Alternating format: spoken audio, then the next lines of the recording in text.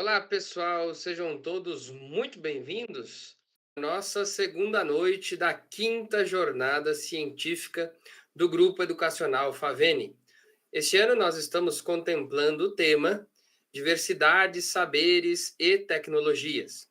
Hoje, dia 12 de novembro, damos continuidade à nossa jornada de conhecimento. Estamos na quinta edição desse evento, que é acadêmico, totalmente online e gratuito, ofertado pelo Grupo Faveni, voltado para estudantes de graduação e pós-graduação, docentes e profissionais de todas as áreas do conhecimento. Este evento é composto por palestras, mesas redondas e apresentações de trabalhos científicos, na forma de pôster e também apresentações orais. Sejam todos muito bem-vindos para mais um dia de muito conteúdo e aprendizado. Gostaria de lembrar que ontem nós também fizemos o lançamento de um livro, né, que é fruto do nosso grupo de pesquisa. O link vai estar aí, o download é totalmente gratuito, tá? Então, façam parte aí da contribuição dessa obra fazendo o download e, obviamente, lendo os capítulos, né?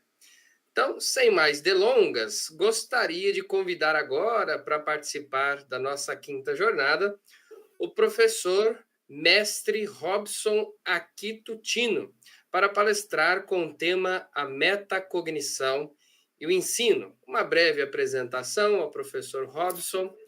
Ele possui graduação em licenciatura em Ciências da Natureza pela USP, graduado em licenciatura em matemática pela Univesp, mestre em ensino de ciências e matemática pelo Instituto Federal de São Paulo, graduação em pedagogia pela Unisa, realizou iniciação científica na área de química de produtos naturais, realizou desenvolvimento de estudo de temas relacionados com química medicinal e a construção de uma sequência didática para alunos do ensino fundamental.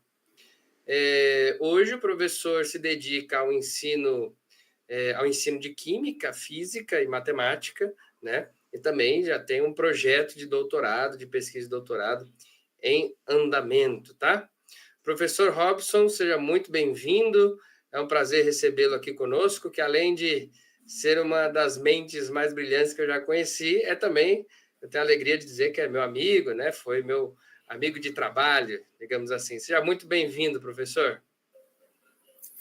Boa noite a todos e a todas. É um prazer estar aqui com vocês, apresentando nessa noite maravilhosa, fazendo parte do Grupo Faveni, fazendo essa apresentação no segundo dia para todos vocês, tá? Como o professor Moacir, meu grande amigo, já me apresentou, né? Eu sou formado pela USP e tenho um grande carinho pela área da educação. Toda a minha trajetória foi voltada para a área da educação e eu tenho um grande prazer em dizer que eu sou professor, né? E eu tenho uma larga trajetória aí na área das ciências, né? Fiz muita coisa aí durante a minha vida e vou estar compartilhando com vocês um pouquinho da minha trajetória, do meu conhecimento e da minha área de pesquisa, né? Que muitas vezes ela é desconhecida por muitos, mas todos a utilizam. Só para lembrar, enquanto o professor compartilha o material, o pessoal que estiver acompanhando pelo YouTube, pode deixar sua pergunta aí, que nós vamos abrir um espacinho lá no final, tá? Para que possamos respondê-las de acordo aí com o tempo e a disponibilidade. Professor Robson, tudo pronto? A palavra é totalmente sua. Novamente, seja muito bem-vindo, viu? Muito obrigado. Estavam conseguindo ver o slide direitinho? Sim, tá reproduzindo, sim. Ah, que bom. Bom, hoje eu vou falar um pouquinho sobre a minha área de atuação no mestrado, né, e posteriormente também no doutorado, e que é a área da metacognição e o ensino, tá? Eu sou mais da área do ensino das ciências e da matemática, mas a metacognição, ela pode ser utilizada, na verdade, ela é utilizada em todas as áreas do ensino, seja ela da letras, da filosofia, da pedagogia e tudo mais, tá? O professor Moacir, meu amigo, já conseguiu fazer uma breve introdução da minha trajetória acadêmica, né? E eu vou falar um pouquinho para vocês o que é a metacognição, né? Parece ser um termo meio complexo, meio complicado, mas, de certa forma, ele é uma área de pesquisa em ascensão aqui no Brasil. Em vários países aí dos Estados Unidos, né? Em alguns países da América Latina e alguns países da Ásia, a metacognição é uma área que já é estudada já faz um tempinho por aí, tá? Para vocês entenderem um pouquinho o que é essa metacognição, esse termo, né? Nada mais é do que um processo. A metacognição é a capacidade do ser humano de monitorar e autorregular os seus processos cognitivos, tá? Percebam que não é um tema novo, né? Por mais que muitas pessoas possam não ter conhecimento sobre o que é metacognição, ele já é uma área de pesquisa que desde a década de 70 ele já é estudado foi a primeira vez cunhado pelo pesquisador Flavel, que é esse senhor, simpático senhor que está aparecendo aí na telinha de vocês. Tá? Então, em outras palavras, o que quer dizer essa palavra metacognição? A metacognição nada mais é, se eu esmiuçar bem para vocês, metacognição nada mais é do que o processo de aprender a aprender. Parece ser redundante, né? Aprender a aprender. Mas, a todo momento, a gente aprende como a gente aprende. E nesse processo de aprendizagem, né, de aprender, a gente aprende, a gente desaprende e a gente reaprende tudo. Pode parecer a coisa mais absurda do mundo, mas o nosso conhecimento, ele é a todo momento, ele é construído e ele é reconstruído pelas ações do dia a dia, né? Trocando em miúdos, é o ato de aprender a aprender, né? Mas se eu parar para analisar, mas será que esse conceito de aprender, desaprender, mas como assim? Será que é uma coisa de doido? Né? Nossa, é uma coisa absurda. Como é que eu aprendo, vou desaprender? Como é que eu reaprendo isso de novo? Se eu falar para vocês que a gente aprende errando, muitas pessoas podem concordar, não? Provável. Mas quando eu falo para vocês que a gente precisa desaprender para aprender de novo, né? O conhecimento ele é construído? Sim, ele é construído, não tenha dúvida disso. Porém, o processo de você aprender também, nesse processo do caminho da aprendizagem, você também tem que aprender a desaprender, né? Alguns vícios que a gente tem, que a gente acha que é verdade e não é, é um processo natural do nosso processo de aprendizado. Todos acham que não, mas, né? Porque essa foto aqui é do meu filho. Mas por que eu coloquei a foto dele aqui? Né? Eu, particularmente, sei dirigir, né? Mal. Dirijo muito mal. Mas eu sei dirigir, tá? Então, quando eu, entre aspas, ó, percebam que eu sei dirigir. Eu aprendi a dirigir. Sei dirigir. Muito bem. Quando eu peguei, pela primeira vez, um carro automático para dirigir, eu achei que eu sabia dirigir, porque todo mundo fala que é mais fácil. Né? Todo mundo fala assim, é bem mais fácil de aprender, só acelerar. Um amigo meu, certa vez, disse que é só acelerar. Na hora que eu entrei no carro para tentar dirigir o meu carro, mas eu fiz as maiores cacas da face da terra. Eu pisava na embreagem, no freio toda hora pensando que era embreagem, né? Na hora de dar ré, eu engatava no drive, né, que é para andar, e eu andava para frente, quase bati o carro um monte de vezes. Então, eu tive que desaprender, por mais que eu soubesse dos processos de como funciona um carro, né, e como ele anda, eu, particularmente, tive que desaprender a dirigir, porque eu falei, não, eu preciso aprender a dirigir um carro, né, como funciona esse mecanismo para conseguir aprender. Então, percebam que eu sabia dirigir, eu tive que desaprender para poder aprender de novo, né? E depois do trauma de ter pegado um carro automático, eu fiz o favor de nunca mais pegar num carro, né? Eu peguei só mais uma vez, mas eu fiz o favor de não pegar tanto no carro para evitar que acontecesse uma calamidade. Mas percebam que é um assunto que ele é corriqueiro, né? Quantas e quantas vezes a gente não se depara, por exemplo, com um assunto que a gente acha que é verdade e a gente tem que parar para analisar, para reconstruir ele, para desaprender aquele conceito, para aprender de novo, não é? Hoje em dia a gente tá sendo bombardeado por informações que a gente acha que é a verdade, né? E a gente acha que é a verdade, a gente construiu com o tempo. Mas quando a gente para analisar e vê que aquilo não é tão verdade assim, a gente não é tão verdade assim. Se você observar, não é assim. Você para, você desaprende e você reaprende de novo, né? Então, cada criança, cada pessoa, né, aprende de um jeito melhor. Então, tem pessoas que aprendem melhor escrevendo, tem pessoas que aprendem melhor no silêncio, né? Tem pessoas que aprendem melhor se movimentando, né, fazendo uma atividade física. Tem pessoas que aprendem melhor utilizando mapas conceituais, imagens.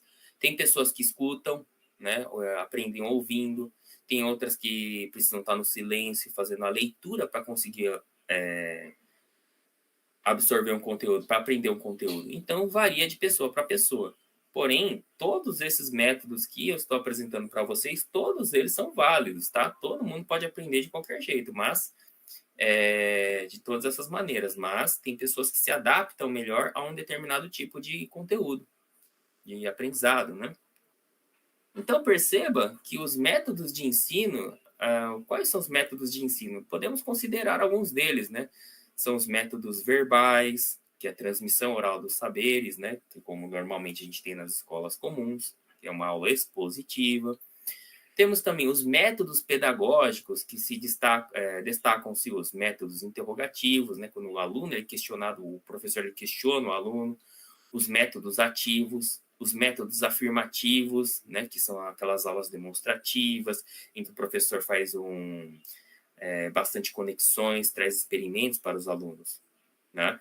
E também os métodos ativos, eles podem se basear nos princípios do ensino diferenciado, educação progressiva, autoformação, ensino global, mas percebam que esses princípios, né, esses últimos aí, que são os princípios do ensino diferenciado, educação progressiva, são termos comuns hoje em dia, né? Por exemplo, hoje em dia a gente tem metodologias ativas, né?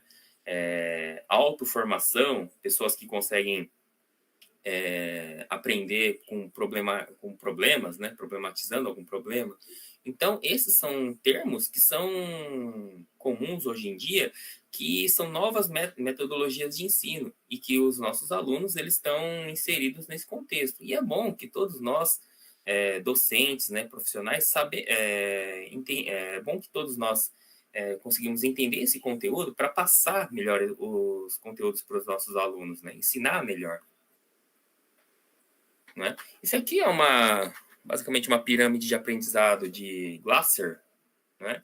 E são aqueles metodologias, né, mais comuns, né, ele fala sobre a porcentagem do nível de aprendizado, né? Tem os aprendizados passivos e aprendizados ativos, né? Os passivos são aquele tipo de aprendizado em que a pessoa lê, escuta e ele observa. Normalmente está relacionado com um tipo de educação formal que temos hoje em dia, né? Na maioria das escolas, em que temos uma aula expositiva, temos aula em que o professor fala, ele escuta, e o aluno escuta e vê o professor lecionando, né? Também temos as metodologias mais ativas, né? Que fazer pergunta, conversa, repetição. E segundo o que esse fazer interpretar, né, fazer algum tipo de revisão, identificação, são metodologias muito mais, segundo o Glasser, são metodologias que são mais efetivas do ponto de vista do conhecimento, tá? E segundo o Glasser, o jeito que a pessoa mais consegue aprender é explicar, depois de você conseguir absorver o conteúdo lendo, né, fazendo resumo e tudo, se você conseguir explicar em poucas palavras, elaborar, ilustrar, ou seja, passar aquele conteúdo para outra pessoa e esse conteúdo for significativo, for fácil da pessoa que você está ensinando entender, é o melhor jeito de você aprender, né? É por isso que normalmente as pessoas tendem os professores, né, que lecionam bastante tempo uma matéria, normalmente eles têm um domínio aprofundado sobre aquele conteúdo, porque ele já fez muito aquilo, né? Ele explica, ele resume, ele define, ele generaliza, ele exemplifica. E isso faz com que aquele conhecimento que o professor já adquiriu ao longo do tempo com seu estudo vá ficando cada vez mais aperfeiçoado, né? Quem aqui nunca teve aquele professor que você olha e fala, nossa, esse professor é um gênio. Nossa, esse professor sabe de todos os conteúdos dessa matéria, né? Mas por quê? A gente tem essa percepção, né, essa concepção, pelo fato de ele já ter feito muito aquilo. Ele explica, né? O professor, ele tem o trabalho do professor é sempre explicar, resumir, estruturar, né? Então é por isso que a gente fala sobre o repertório de vocês, do conteúdo, né? Façam bastante formação, façam bastante graduação, façam muitos cursos, pós-graduação. E como vocês já estão inseridos dentro do mundo acadêmico, uma dica valiosa que eu dou, eu que já passei pelo mestrado, estou no doutorado, uma dica valiosa que eu dou para todos vocês, para que vocês se tornem profissionais melhores e deixem o currículo de vocês mais atrativos para o mercado de trabalho e também aumente o repertório de conhecimento de vocês, façam bastante pós-graduação. Como vocês já estão aí na Favene mesmo, já podem, já depois durante a graduação mesmo, ou depois que terminar a graduação, já façam uma pós-graduação lato sensu, pois ele deixa o currículo de vocês, além de deixar o currículo de vocês mais pesado, ele faz com que vocês refinem o conhecimento, né? Deixem o conhecimento mais aprofundado. Por quê? Eu passei pelo mestrado, estou indo para o doutorado, e eu percebo que as pessoas que entram na pós-graduação, né, do mestrado e doutorado, chamado de stricto sensus, quando eles têm uma bagagem de pós-graduação lato sensus, uma pós-graduação anterior, eles têm um embasamento teórico muito mais, uma bagagem de conhecimento muito maior do que a nossa que entra direto, né? Então é uma dica valiosa que eu dou. E eu também trabalhei, né, e faço trabalhos acadêmicos, além de trabalhar também, eu produzo trabalhos acadêmicos, né, artigos, com pessoas fantásticas, fantásticas. E, né, o professor Moacir também já trabalhou, como eu trabalhei com ele, ele também tem contato com pessoas que fizeram pós na Favene mesmo, e são pessoas que são professores fantásticos, de uma carga de conhecimento fantástica, tá?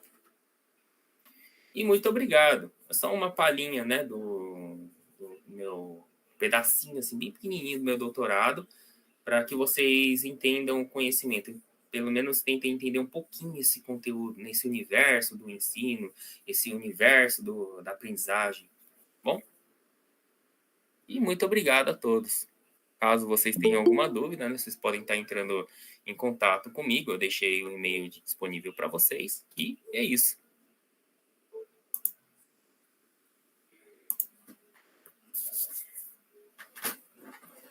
Alguém tem alguma dúvida, uma sugestão?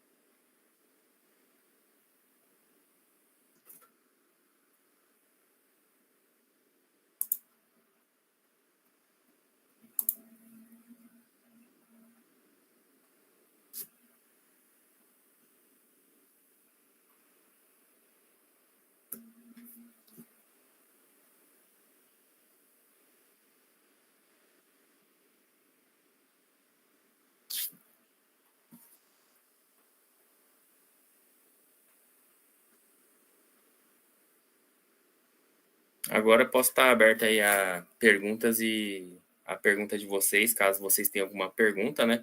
Acho que pode estar enviando pelo chat que eu posso estar respondendo as perguntas de vocês, caso vocês tenham alguma.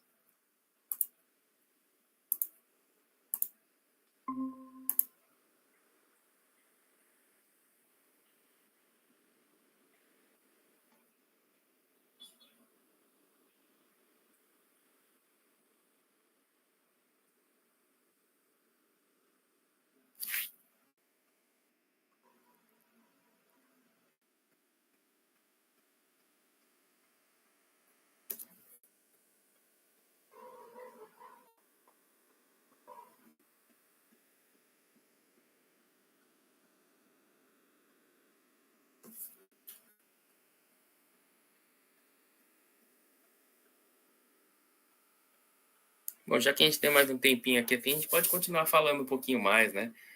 Da trajetória acadêmica, tudo. Bom, eu atualmente, né, eu coloquei aqui assim que eu estou fazendo doutorado em andamento, né, na UFABC. Eu faço parte do programa de doutorado da professora Solange Locatelli, né, que lá na UFABC, caso vocês tenham alguma dúvida, queiram conhecer uma instituição, uma boa instituição, uma instituição de renome, uma instituição pública, e que tem um grupo de pesquisa muito bom, né, é uma instituição que é nova, né? Acho que não tem nem 20 anos ainda, mas é uma instituição que está crescendo muito. Tá? Caso vocês tenham alguma dúvida ou queiram conhecer a instituição, vocês podem estar mandando um e-mail para mim, né? Que eu posso estar apresentando o campus para vocês. Né? Tenho também contato de alguns professores, né? No Instituto Federal, na USP também, né? Então, caso alguém tenha alguma dúvida, pode estar mandando sem problema nenhum.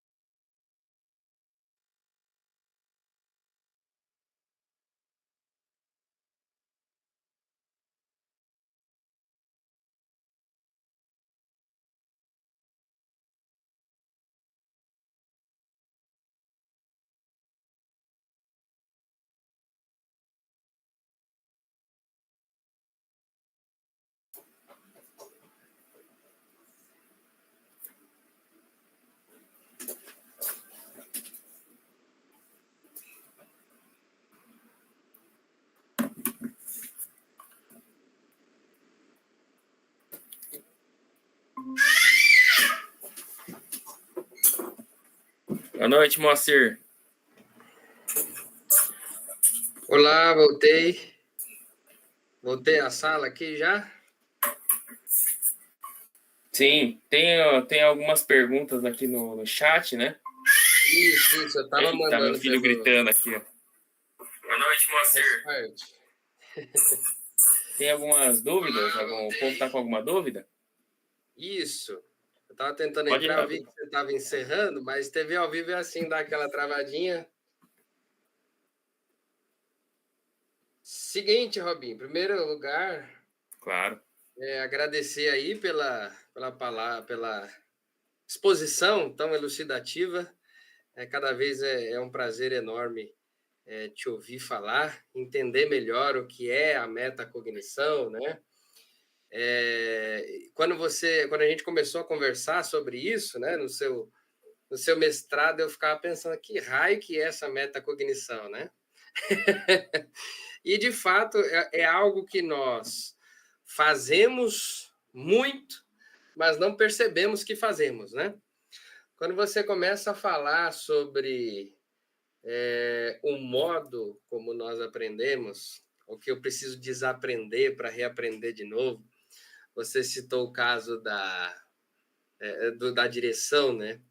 Eu lembrei muito sobre o Platão e o processo de reminiscência da alma, né? Porque, de fato, para Platão, a gente não aprende nada novo, mas a gente precisa lembrar que aprende. Né? Ou seja, naquele imaginário educacional grego antigo, há muito a alma, né? Algo que viria sem nenhum conteúdo, como já queriam os empiristas, né? Aliás, o inverso dos empiristas, né? Porque para os platônicos, na educação, a gente já vem com alguma carga que ao longo da vida nós vamos lembrando aquilo que nós já sabemos. Este é o processo de reminiscência que Platão fundou. Mas, ao longo da sua explicação, professor, me veio uma questão que a gente discute muito em sala de aula com os alunos, que, por exemplo, semana de prova, principalmente aqui pegando a, a dor dos meus alunos na Unifavene Guarulhos, que são os alunos do direito, como é que eu vou decorar um artigo, como é que eu vou decorar um princípio, uma súmula, uma jurisprudência? Então, a pergunta que eu faço vai nessa direção. Ou seja, como eu descubro o meu melhor jeito de aprender? Ou seja, como eu aprendo a aprender? Deu para entender a Boa pergunta? pergunta. Sim, eu entendo. Então, o processo de você aprender, né? Pelo que eu tô vendo aqui, assim, uma pessoa falou assim, como você indica para decorar? Teve até uma aluna que colocou assim, qual método você indica para decorar os conteúdos com mais facilidade, né? Na verdade, isso é um processo de autoconhecimento, tá? Para você conhecer o seu processo, você precisa testá-lo, né? É uma parte empírica do conhecimento, né? Então, quando, por exemplo, eu tenho um artigo científico ou, por exemplo, de direito, né? Que eu percebo que o povo parece que é do direito aqui, sofre, né? Que é complicado, eu entendo. Mas o melhor jeito para você, assim, mais efetivo, né? Você precisa ver qual é o seu método de aprendizagem mais efetivo para você. Porém, do ponto de vista passivo, o melhor jeito que você tem para você adquirir um conhecimento e você decorar, né, como a gente diz, os conteúdos com mais facilidade, é você lendo o artigo primeira vez, de uma forma mais rápida, né? Depois você faz a leitura de um texto ou de um artigo, fazendo uma leitura um pouco mais devagar, tentando absorver o conteúdo, e depois você faz o quê? O que você pode fazer? Você pode tentar explicar para você mesmo, ou para uma outra pessoa. Depois que você explica para você mesmo, sim, você chega lá no espelho e fala, você dá uma aula no espelho para você. É o melhor jeito que tem, né? Que, pelo menos para mim. Que aí você vê o que você tá errando, se você trava muito, né? Então, se você explica para você e depois você explica para uma outra pessoa de uma forma clara, aquele conhecimento já fez sentido para você. Você já conseguiu absorver aquele conteúdo, né? Tem até um pesquisador, né? Na verdade, não é um pesquisador, ele é um teólogo do século XIX, se não me falha a memória, chama Isaac Watts, né, que ele tem um livro chamado O Aperfeiçoamento da Mente. E ele fala que você primeiro precisa ler o conteúdo, ler de uma forma passiva, depois você lê o conteúdo de novo, e depois o que você pode fazer? Você pode explicar esse conteúdo para alguém. Principalmente se eu tenho uma pessoa que tem uma visão diferente da sua, uma visão antagônica à sua, né? E aí o que você faz? Você faz com que aquele impasse que você tenha daquele conhecimento faz com que aquele conhecimento seja mais aprofundado, você consiga absorver melhor aquele conteúdo, né? Então, se você lê o conteúdo, lê de novo e explica para alguém, é o método assim que é mais, como a gente pode dizer no doutorado, né? É o melhor jeito, né? Porque todo mundo passa por isso, né? Quando você vai fazer a defesa do mestrado e do doutorado, você já leu aquele conteúdo tantas e tantas vezes que aquilo já internalizou dentro de você. E eu, na minha defesa, eu tive que explicar olhando para o espelho. É o melhor jeito que tem, né? Agora, se for no caso de texto, assim, que é muito rápido, outra dica também que é muito utilizado pelos alunos é você ir pelas palavras-chave, né? Uma palavra que conecta aquele conteúdo, né? Por exemplo, se você pegar um artigo, todos vocês, quando pegarem um artigo na internet, vocês podem observar e ver que tem, depois do resumo, tem aquelas palavras-chave, né? Aquelas palavras-chave fazem todo sentido dentro do artigo, porque eles que conectam ele as palavras mais básicas que tem dentro daquele, que mais são apresentados, né? Que vão ser trabalhados ao longo do artigo. Se você entender aquela palavra-chave que está no artigo, ele também ajuda muito ao entendimento do texto, né? Todo mundo pode achar que aquelas palavras-chave estão ali só para preencher linha, mas não é. Ele tem uma finalidade, que é o quê? Que é você ver o conteúdo, aqueles conteúdos que vão ser mais trabalhados naquele determinado assunto do artigo. Tá? Então, se você entender, para você fazer uma leitura passiva, então, resumindo, para vocês entender bem, internalizar bem o conteúdo, ler, explicar para alguém. Se for uma leitura mais passiva, né, se você for para fazer uma prova dissertativa, né, que no direito tem muito, né, que tem uma pergunta de uma linha, você tem que escrever 10, né, 10 páginas, não 10 linhas, 10 páginas, muito comum, né, ainda mais para o professor Moacir, que é filósofo, gosta de ler bastante, né? Ficar nas 10 páginas assim, de leitura. Então, é bom você sempre ir pelas palavras-chave que conectam um texto, uma ideia na outra. Aquelas palavras-chave são essenciais no entendimento do artigo, para você conseguir absorver bem o conteúdo. Isso é de uma Muito forma legal, geral, professor. né? Não, show de bola. Tá chovendo perguntas aqui. Espero que meus alunos não me denunciem aqui na live. Professor Robson, só dando um feedback aqui sobre os comentários, né? As pessoas elogiando a sua fala, dizendo que serviu de incentivo para que elas comecem logo após a graduação, obviamente. Fácil. Eu tenho várias perguntas aqui, eu vou selecionando e vou mandando. Veio uma muito interessante aqui, sobre o seguinte: qual pós você indicaria para fazer quando terminar um curso de pedagogia? E aí eu vou emendar com a segunda já, que é dicas para alunos em fases pré-vestibular, que estão aí concatenadas com o seu comentário, né? Sim, então, a pós-graduação, na verdade, eu não posso dizer assim, por exemplo, façam, tipo, né? Normalmente, quando você vai fazer uma pós-graduação, você tem que ver uma área na qual você tem uma certa familiaridade. É por isso que o estágio, principalmente na área da docência, né? Quem faz a licenciatura, é importante que a pessoa faça o estágio direitinho, para que ele consiga observar qual que é a área que ele tem mais afinidade, uma área que chama atenção. E é isso que eu sempre costumo dizer para os meus alunos, né? Até mesmo as pessoas que vão fazer estágio na escola na qual eu trabalho, façam o estágio direitinho, observa, né? Se a área que você mais gosta da área de entender a mentalidade do aluno, faça psicopedagogia. Se você gosta de, por exemplo, trabalhar com pessoas com necessidades especiais, faça um curso na área de pós-graduação para alunos com necessidade especial. Se você gosta, por exemplo, da área de metodologias ativas, né, que você faz com que o aluno ele pense mais, quando você tem uma ideia, por exemplo, se você gosta de questionar, fazer com que o aluno pense, coloque a mão na massa, tudo, faça uma pós-graduação na área de metodologias ativas, é muito boa, né? Então eu não posso dizer assim, não, faça esse, né?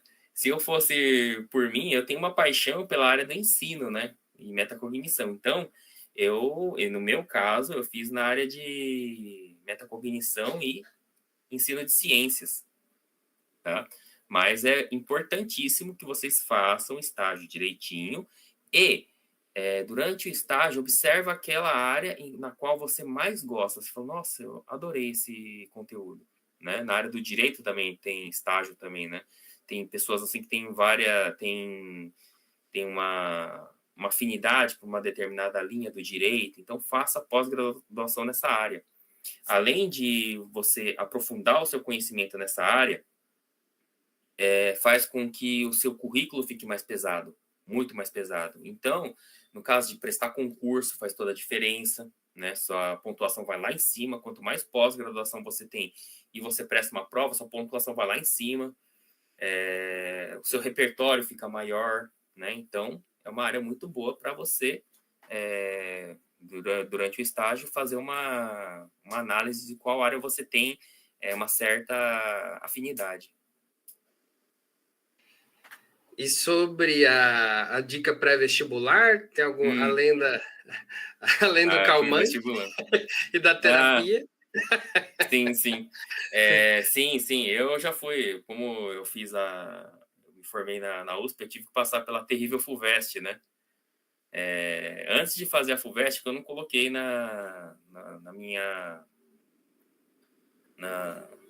meu currículo Lattes, mas eu também fiz Instituto Federal, né? Comecei a fazer no Instituto Federal lá em São Paulo, né? Então, tive que passar pelo Enem também, né?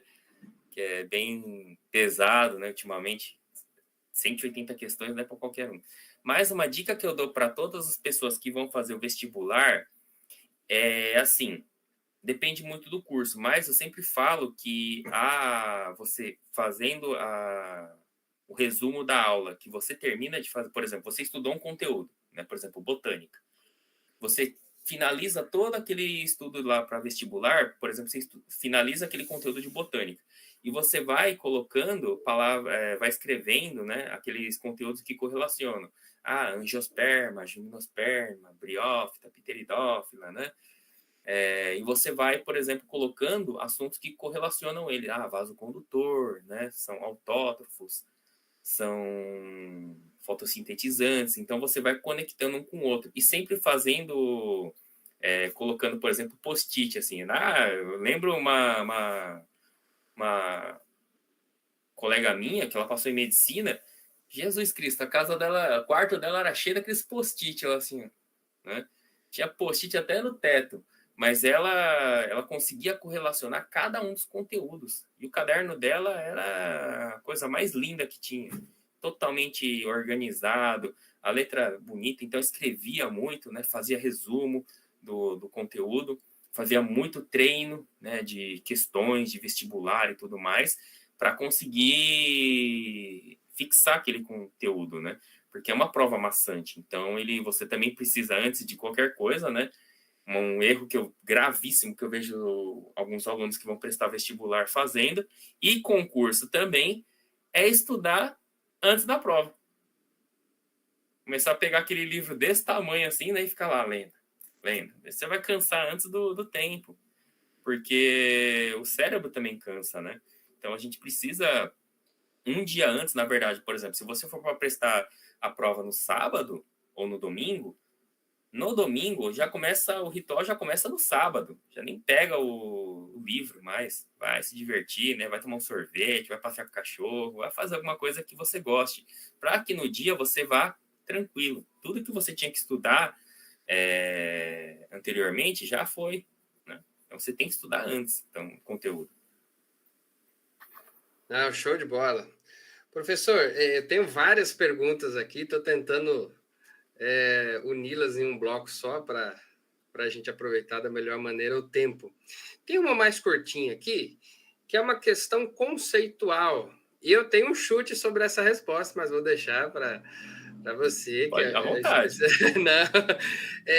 Perguntaram se há e qual é a diferença entre metaconhecimento e metacognição. Sim. Tem sim. A metacognição é um processo de aprendizado, né? Ele é um processo que você aprende a aprender. Quando você tem esse processo de você vai aprendendo, você vai adequando o seu processo de aprendizado, qual o método melhor, mais efetivo para você, é o processo de metacognição, ou seja, um processo de aprender a aprender. E no caso do metaconhecimento, que é acima do conhecimento, é quando você já tem, no caso do professor Moacir, que já é doutor, né? Já está naquele patamar avançadíssimo, o patamar mais alto que tem, ele tenta absorver aquele conteúdo e correlacionar aos conteúdos que que tangenciam aquele conhecimento que ele tem, e ele refina aquele conteúdo na qual ele tem um grande domínio, né? Então, o metaconhecimento é você fazer o quê? É um conhecimento além do conhecimento, né? Ou seja, no caso, você pega o conteúdo e vai correlacionando com ele e aperfeiçoa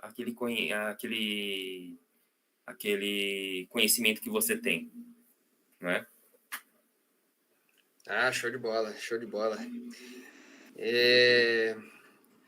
Vamos aqui, eu vou tentar unir essas duas perguntas, que esse é um tema interessantíssimo, que mexe com os dois lados da sala de aula, né? Tanto com os alunos quanto com os professores. Ou seja, cada um tem a sua maneira de aprender, mas o professor, sendo um, ele precisa adotar um dos métodos a ser aplicado, né?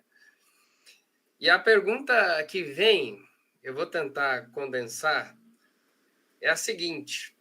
Por exemplo, um aluno com DI, qual seria a melhor maneira de lidar com esse processo de aprendizagem dele, né?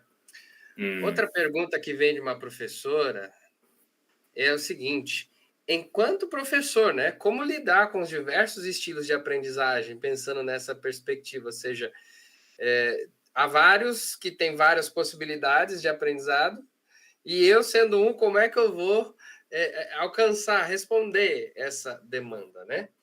E aí, continuando nessa questão metodológica, professor, eu tenho duas questões aqui que vêm da parte dos discentes, né?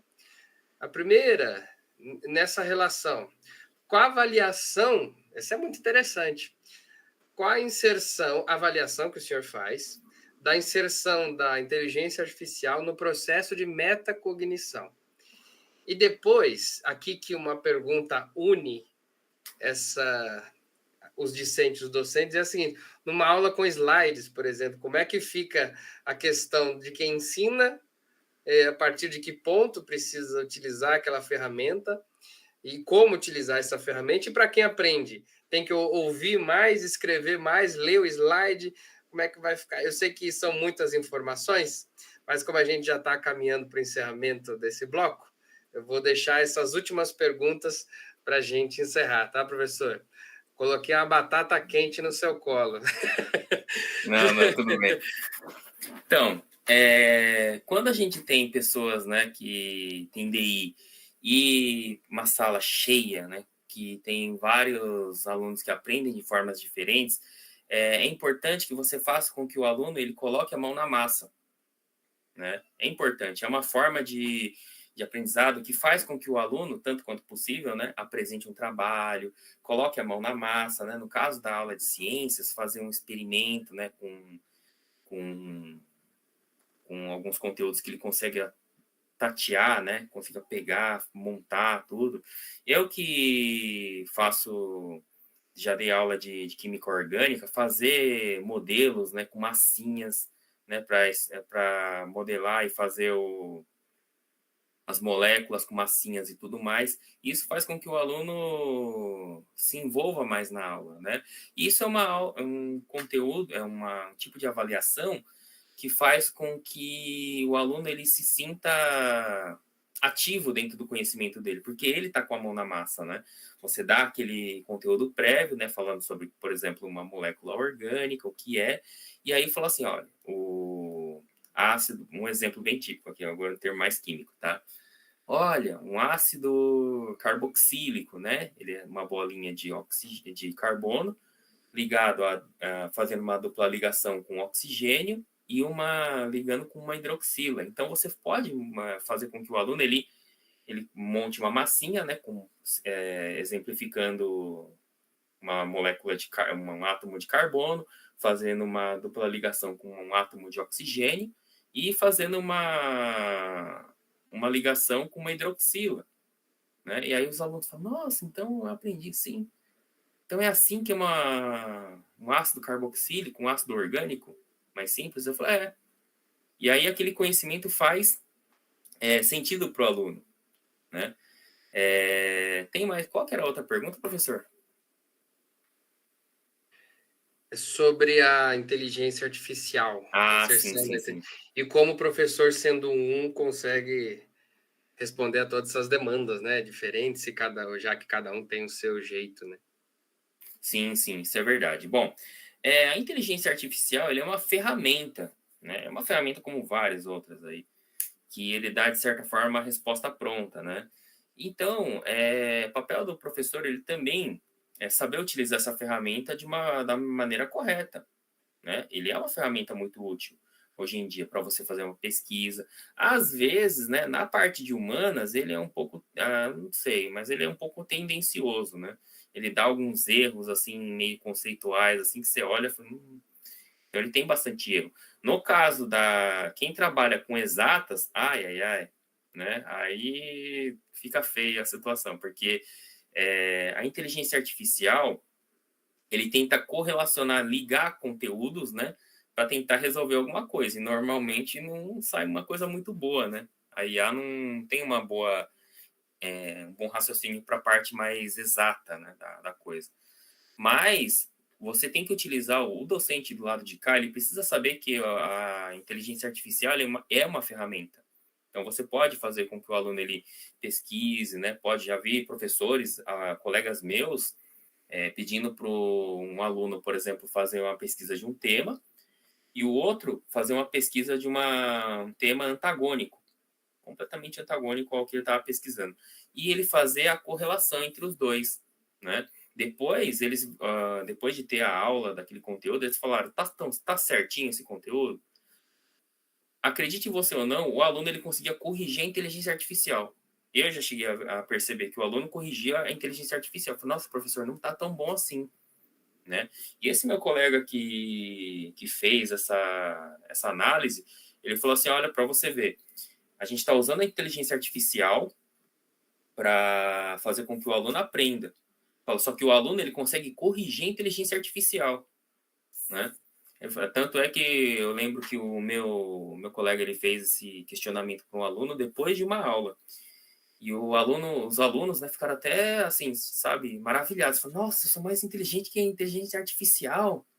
Eu sou mais inteligente que o chat GPT. Eu falei, sim, vocês são. Não tenha dúvida. Né? E foi uma coisa fantástica, porque ele falou, sim, vocês são. Porque ele é uma inteligência artificial. Né? Ele só correlaciona o conteúdo. Agora, vocês conseguem entender o conteúdo e, de certa forma, né, filosofar sobre aquele conteúdo, fazer uma análise crítica desse assunto, coisa que a inteligência artificial não consegue fazer. Ele só agrega conteúdo para si. Né? Então, é uma ferramenta útil, né? E que vocês, como a gente aqui, como professor, a gente pode fazer utilizar ele como uma Sim, ferramenta e fazer com que o conhecimento fique mais significativo para o aluno, mas sim. use, né? Não, perfeito, professor, show de bola. Ouso dizer que se tá errando nas exatas, nas humanas também, viu? Dá umas escorregadas que só pela Uhum, misericórdia. Professor Robson, nós passaríamos aqui muito mais tempo discutindo esse tema com certeza. relevantíssimo que o senhor trouxe. Agradeço demais a sua fala, a sua participação, a resposta aos nossos alunos, aos nossos professores. Tivemos ótimos feedbacks aqui. E sinta-se sempre convidado e acolhido, tá? Eu agradeço a você em nome do Grupo Educacional Favene, viu? Um fraterno abraço. Meus Um abraço, queridos, gente. nós vamos encerrando essa primeira parte. Atenção, que a segunda parte ela acontece via Google Meet, né? Lá na lista, lá no nosso site oficial, nós temos os links de cada sala.